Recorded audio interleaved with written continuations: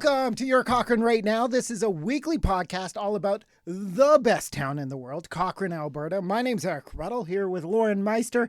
And Lauren, it is a very rainy week here in Cochrane. You quickly find out no one here knows how to deal with rain. Throw a blizzard at us, minus 40. We're walking the dogs, the kids are at the park.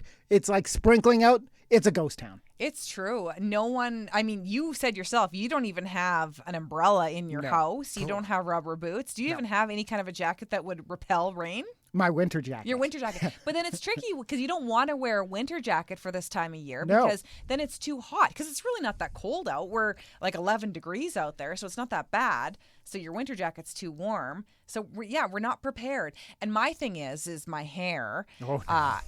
Going out in the rain with the hair and the things, and it just doesn't work. So it's honestly, I would always prefer snow. Not that you want snow this time of year, but rain just throws a wrench into everything. But of course, the line we all say, we need the moisture. So it's going to be raining for a little bit here in town, but that doesn't mean things aren't going on. Somebody's calling me. Hang up on them.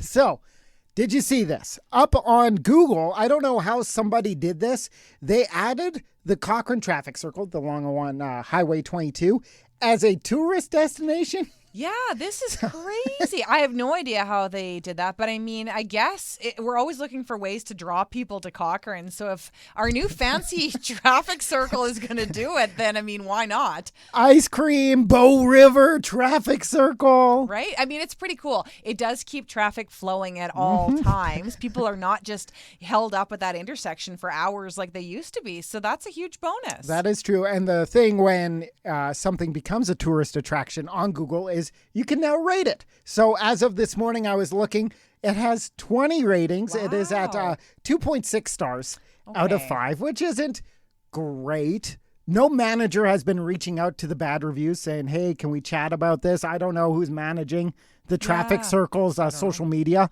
But most of the reviews are one, either funny. One said like traffic circles cause tornadoes, or 4 out of 5 would spin again. But most of them are like, bro, this is too dangerous. Yeah, I'd be interested if you actually talk to the general public because people do, they enjoy that traffic circle. I think most people are really happy with the improvements there. But you drive on it every single day. So how would you rate it? You know what? I love it.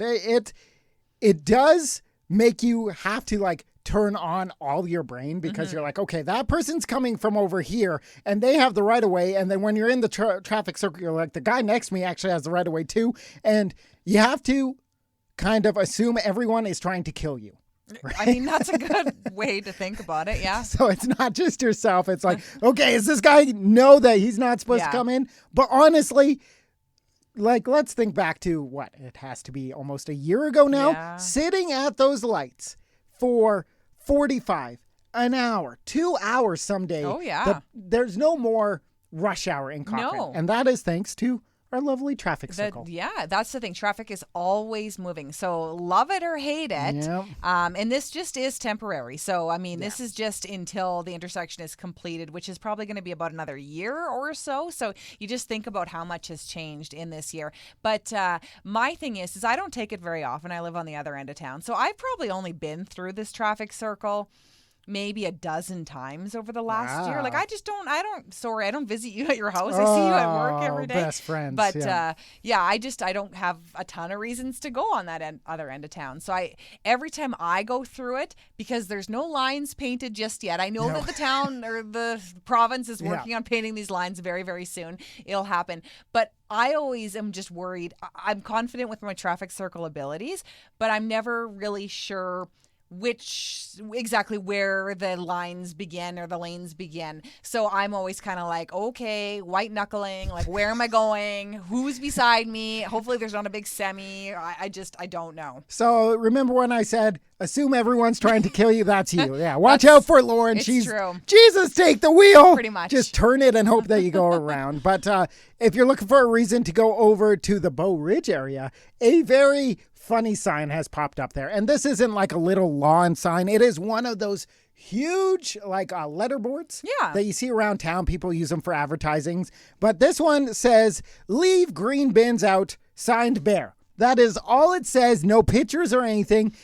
No one knows where it came from. No one knows who put it up, but it is incredible. It honestly, when I saw that, I could not stop laughing. It's so clever. First of all, do we ever have some smart bears in this town? Spelling bears. Exactly. It was completely spelled correctly. But we're trying to figure out who actually changed the sign. So was it a community member? Was it some teens? Was it the town of Cochrane? Like, who actually runs this sign? I don't really know. I'd like to think it's the town, right? Like sometimes it can be a little silly, a little fun. This seems like a good one. It gets the points across, It's right? true. It's true. So if you haven't been over there yet, I don't know if it's still up. It was kind of earlier on in this week, but if it is, you got to go get a picture with it. And we've got to talk to some very cool young Cochranites this week, including Zach. So Zach, he's 11 years old. He's doing his thing, probably playing like the Fortnites, hanging out with his friends, and also going down to the States to compete in high-level BMX racing. Pretty incredible. So he's 11 years old. He's in grade 5, and he just got back from a world championship competition. So he spent a week down in South Carolina, and he was one of 7 different Cochrane BMX bikers. I don't really know. BMX riders, racers. I don't know. I'm not in that world, but anyways, athletes. And he did absolutely incredible. He's actually the number 1 ranked, I believe, for his age category in Alberta. Whoa. And just did so well. Had a blast while he was there. He's been riding BMX bikes since he was 3.5 years old. He's been competing since he was 5, and he's just a natural athlete. I got to know him a little bit as well over the last year. He actually played on the same hockey team as my son. Cool. So he plays competitive hockey as well. Of course. No big deal. Yeah, and just I didn't actually realize this until just talking to his dad the other day, that even in the winter, like when we were at different hockey tournaments, in Olds, for instance, his dad or his parents would bring along his bike, and there was an indoor track, a BMX track in Olds, and he would ride between hockey games at tournaments and train during the winter. I had no idea. All the other kids during the hockey tournaments, they're playing mini sticks or having a nap between games.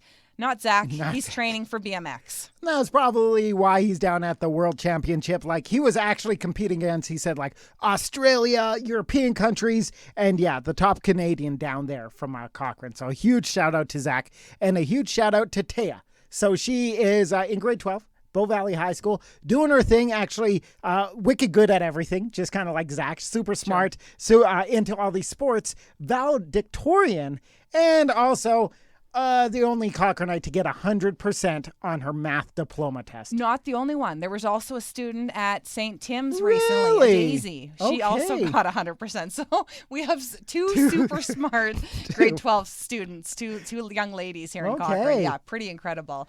But yeah, Taya, of course, she's going to be valedictorian.